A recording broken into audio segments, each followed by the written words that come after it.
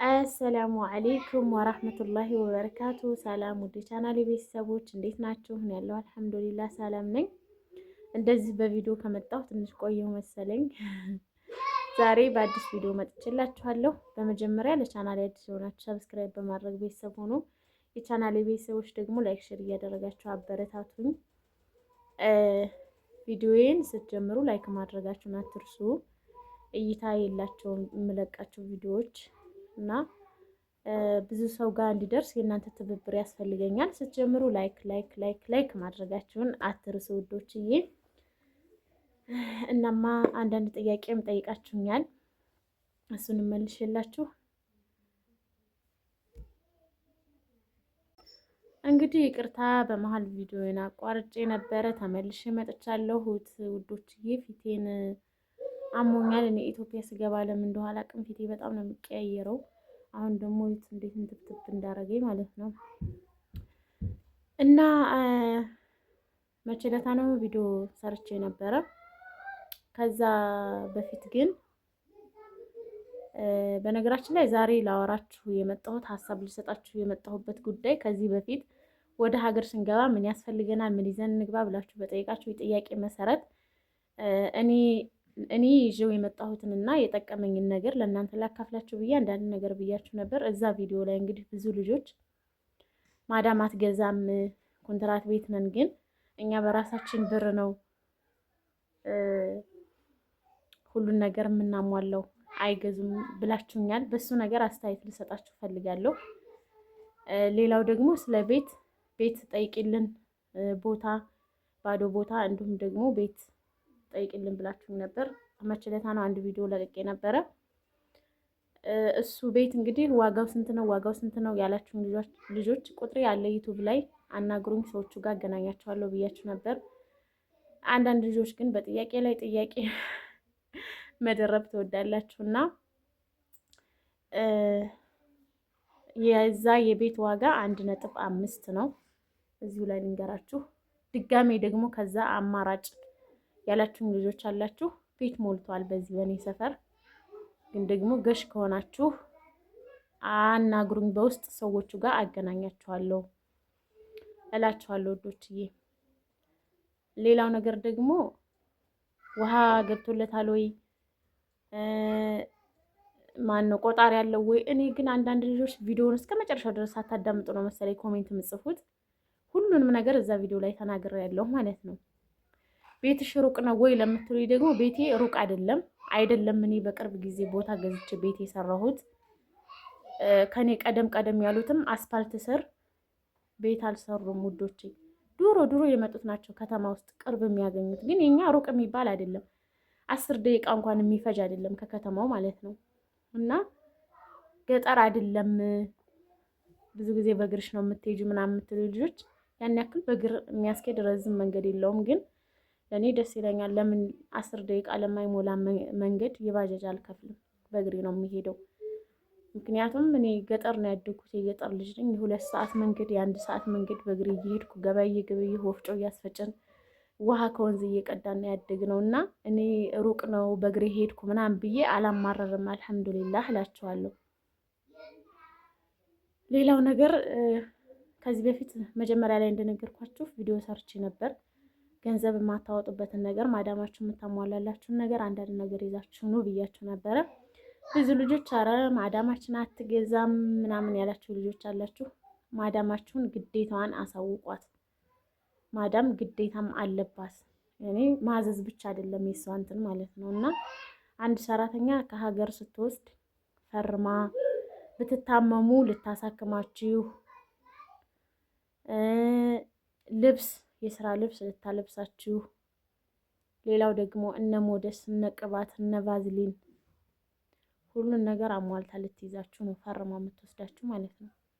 አንዳንድ ጊዜ እኛ ዝም ስንል እነሱ እንደፈለጉ ይሆናሉ። በሁሉም ነገር ቢሆን ግዴታችሁን አውቃችሁ ደግሞ መብታችሁን ማስከበር አለባችሁ። እናንተ ለምን ብላችሁ ነው እቃ የምትገዙት?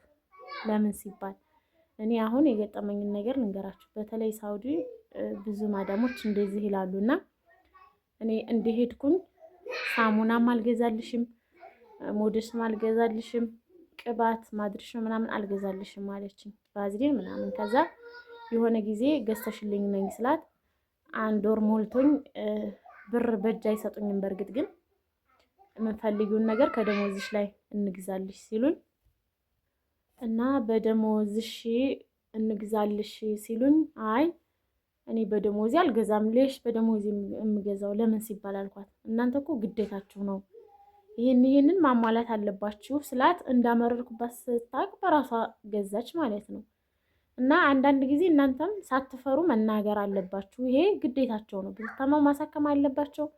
ልብስ የስራ ልብስ ማልበስ አለባቸው። አንዳንዶቹ እንደውም የስራ ልብስ ሁሉ እኛ ነን በራሳችን ደሞዝ የምንገዛው የሚሉ ልጆች አሉና እንደዛ አታድርጉ። ኮንትራት ቤቱ ናቸው 1,200 ነው ከፍተኛው እርግጠኛ ነኝ። እንደዛ ብዬ አስባለሁ። 1,000 ብር ተከፍሏችሁ እናንተ እነ ቅባት እነ ባዝሊን ምናምን በራሳችሁ ገዝታችሁበት ዩኒፎርም በራሳችሁ ገዝታችሁበት ምን ያክል ተቀማጭ ሊኖራችሁ ነው? እንደዛ አታድርጉ። ማዳም ግዴታ አለባት። ማዳማችሁን ግዴታዋን አሳውቋት። በምግብም በኩል ደግሞ ራሳችሁን እየጎዳችሁ አትስሩ። ኮንትራት ቤት ላላችሁ ልጆች ማለት ነው። እኛ እንኳን ውጭ ላይ የምንሰራ ልጆች አሁን እኔ ለምሳሌ በጣም በምግብ ጉዳይ ተጎድቼ ነበር የመጣሁት። የሚገርማችሁ አሁን እዚህ መጥቼ እና ምግብ እንደምታውቁት ሳውዲ ላይ ጠፍተው ለሚሰሩ ልጆች ብዙ ጊዜ ስራ የለም፣ ኢጃዛ ቤት መቀመጥ አለ ምናምን። ያንን ስለምፈራ አልወጣም እያልኩኝ እዛ ቤት ሆኜ ተጎድቻለሁ። ይሄ ልቤ እዚህ መጥቼ ረፍት ሳገኝ ነው የተሻለ። ይሄ ተጣብቆ ማለት ነው። በቃ ጥግብ ብዬ በደንብ ምግብ ስበላ ያፍነኝ ነበር፣ ይጨንቀኝ ነበር። እና ለምን እሱ አሁን የኔ ትልቁ ጥፋቴ ነው። ምክንያቱም የምሰራው ብር ነገ ጧት ብተኛ አያሳክመኝም እና በእንደዛ ምክንያት ተጎድቼ ነበር። እኔ እንደነገርኳችሁ በወጣ ስራ አጣለሁ። በዛ ላይ ደግሞ ኢትዮጵያ በቅርብ መመለስ አለብኝ ብዬ ስለማስብ ጊዜው እንትን ይልብኛል ብዬ ፈርቼ ነበር። እና እናንተ ግን ህጋዊ ሆናችሁ እስከሄዳችሁ ድረስ ግዴታቸውን ማሟላት አለባቸው። ምግብም ደግሞ አትፍሯቸው። መብላት ያለባችሁን ነገር እንዳትፈሯቸው። ድብን እያደረጋችሁ እየሰራችሁ ብልት። እኛ ኢትዮጵያውያን እንኳን በሆዳችን አንታማም፣ እንደ ፊሊፒኖች ምናምን አይደለንም። ትንሽ ነገር ከበላን የምንውልነን እና ግን በምግብም በኩል የሚጎዱ ማዳሞች አሉ። ይህንን አውቃለሁኝና አትፍሯቸው። እናንተ ሳትፈሯቸው በቃ ፊት ለፊት ሁሉንም ነገር ስትናገሯቸው ምናምን ይሄ ግዴታሽ ነው እንደዚህ ማድረግ አለብሽ ምናምን ስትሏቸው ይፈሯቸዋል። እና እናንተ ግዴታቸውን ካላሳወቃችኋቸው እየተጫወቱባችሁ ነው የሚሄዱት። በሁሉም ነገር አትጎዱ ነው የምላችሁ። እነዚህን ነገሮች ደግሞ ማሟላት የነሱ ግዴታ ነው። እናንተ ብራችሁን ማውጣት የለባችሁም ነው የምላችሁ ውዶችዬ። እንግዲህ የዛሬው ቪዲዮ ይህን ይመስል ነበር። በሌላ በአዲስ ቪዲዮ እስከመጣላችሁ ኢንሻአላህ። ከዛ በፊት ግን የረሳሁት ነገር አለኝ። እንደው ብዙ ልጆች እንደው ባልሽ የት ሄዶ ነው ብቻሽ የምትኖሩ ለምን ነው የምትሉኝ አላችሁ። ከዚህ በፊት 2 ቪዲዮ ላይ በዚህ ጉዳይ ተናግሬበታለሁ ማለት ነው። ግን ያልሰማችሁ ያንን ቪዲዮ ያላያችሁ ልጆች ትሆናላችሁ ብዬ አስባለሁ። እና ደግሞ አንድ ጥያቄ በተደጋጋሚ ሲጠየቅ ማለፍ አልችልም፣ ያው መናገር አለብኝ ብዬ ስለማስብ ማለት ነው። ስለ ልጄ አባት ከዚህ በፊት ተናግሬያለሁ እንዳልኳችሁ። አሁንም ደግሞ ለመጨረሻ ጊዜ ልንገራችሁ።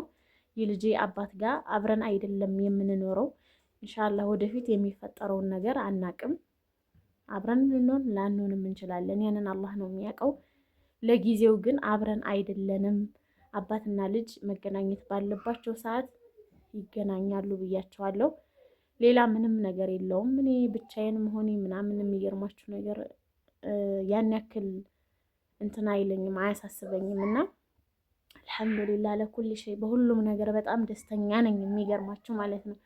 ይሄ ጎደለብኝ ወይም ደግሞ ባልጋ ሳልሆን ምናምን የሚል ቅሬታ የለኝም እኔ ጋር ማለት ነው። ሁሉም ነገር አላህ በፈቀደ ሰዓት ይሆናል። አላህ ካላለው ደግሞ ያልሆነው ነገር በቃ ለእናንተ ስለማይጠቅም ነው፣ ለእኔ ስለማይሆን ነው ብዬ ስለማስብ በቃ ለጊዜው ባለኝ ነገር ደስተኛ ነኝ። ወደፊት ደግሞ አላህ የሚሰጠኝን ነገር እቀበላለሁ ማለት ነው። እና ይሄ ነው ያለው ነገር ውዶቼ። መልካም ጊዜ። ቪዲዮዬን ላይክ ማድረጋችሁን አትርሱ። ሰብስክራይብ ያላደረጋችሁ ሰብስክራይብ አድርጉ።